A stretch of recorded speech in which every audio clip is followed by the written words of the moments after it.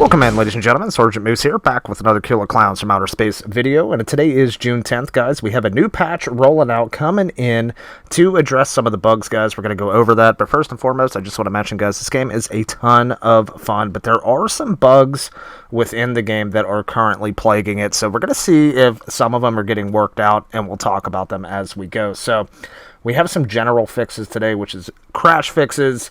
There's some areas and instances in the game where the game will just kind of just conk out on you. It'll shut down. You can't move anymore. It'll eventually kick you back to the main screen. That's been worked on, it seems. So we'll see how that works when we get in the game and test it.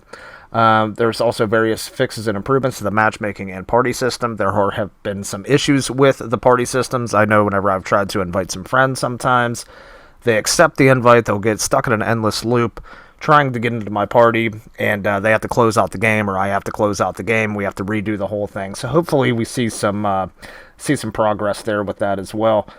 We have various fixes to several containers that were not interactable. I've also come across a few of these guys, some of the coolers, some of the containers that you just walk up upon and you cannot open them. Hopefully that'll be addressed as well. And also several locations that were causing players to become stuck has been addressed. Also been noticed this, like some trees, some different like foliage and objects and stuff we've gotten stuck on. And also some of the weapon locations too. We're going to see if they address that as well.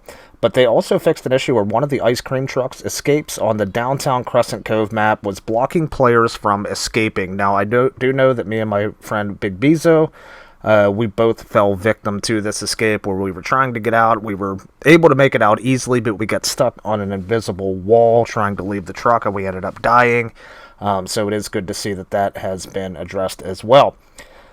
Fixed an issue where players may sometimes not return to the main menu after the host closes the party. I have seen this as well. Like if I leave after a game with my team, I disband the party, leave with the party, I should say.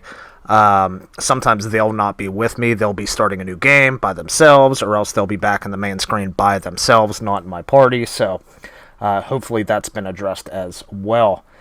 Fixed an issue where the leave match button would sometimes not return the player to the main menu. I have not seen too many instances of this, guys, but if that was the case, it's glad to see that it's been fixed as well. Fixed an issue where the match timer in private matches would begin during the opening cinematic. Okay, so I haven't played many private matches as well, guys, but it's good to see that that's been fixed as well. Fixed an issue where all party members would return to the main menu from the customization menu if the host exits the customization menu. This was really annoying, guys, especially if you were not the leader of the party. If you were in somebody else's party and you were in customization at the same time they were, when they would leave the customization screen, everybody would get kicked out of it. That has been fixed. Now, we do have some changes coming in on the human side of things, guys, and this is going to be interesting because it does say adjusted damage across to all human melee weapons, ranged weapons, and thrown items. Now, as far as this means nerfing or buffing certain items, we do not know. It just says that they adjusted all of the weapons for humans and the items, so I guess we're going to have to kind of test that out and see, because some things may have been tweaked up or down. I do not know, unfortunately, because it does not tell us, but we'll have to see. That does seem like it could be significant if they've made a lot of changes there. Also addressed several issues that were being caused by multiple players using the same interaction at the same time. Fixed an issue where throwing an item may cause the players to become interaction locked under certain conditions, and this has happened to me more than a few times, guys, unfortunately. There's been times where I've thrown something at a clown like a baseball or a brick, and then it would lock my weapon wield, where I couldn't switch anything, couldn't switch any weapons or anything like that until I either pick something up. I believe that's what fixed it, but hopefully this is going to fix that permanently. Fixed an issue where the objective icons may disappear at the beginning of the match. Fixed an issue where the item cards may persist on the screen after gifting an item card to dead players. I have not noticed this either, but glad to see it's fixed. And here's one, guys, that I kind of wish I would have tried before it got fixed. Fixed an issue where a thrown compass could kill a downed clown. So apparently before this patch, guys, if you had a compass in tow and you downed a clown, if you threw the compass and hit him in the nose, you could kill the clown. I wish I would have known that, because that would have been freaking awesome, but it has now been fixed. And we do have some changes coming to the clown side as well, address several issues that were being caused by humans leaving while being cocooned or clown-tallied. So if you were getting cocooned or clown-tallied and you left the match during that animation, it could cause issues with the rest of the match, where the rest of the players left. Glad to see that's fixed. Fixed an issue where voice over internet provider would sometimes not work properly for clowns that have died in the match. Fixed an issue where the clown's health bar would be inaccurate when using the pizza box ability. Have not noticed that either, honestly, but that's interesting.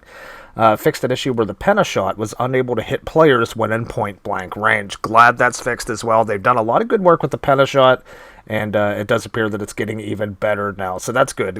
Whenever you actually are supposed to be hitting a human, you will be able to now.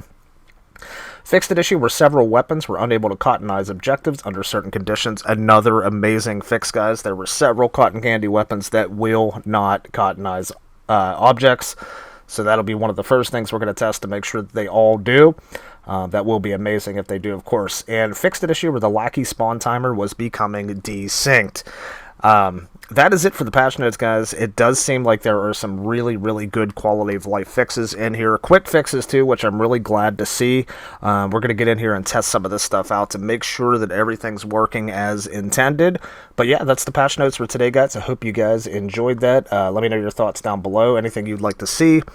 Any bugs you've came across that you'd like to see patched out, man. It does seem like they're heads down trying to get these bugs fixed. So it does appear we're still kind of like in beta phase, even though, you know, it won't be admitted with this game, because there are still a lot of bugs. But nice to see that they're tackling them one by one. So we'll see what happens here in the future, man. But I hope you guys enjoyed this video, man. My name's Sergeant Moose. For all things Killer Clowns from Outer Space content and asymmetrical content, feel free to drop a like and subscribe.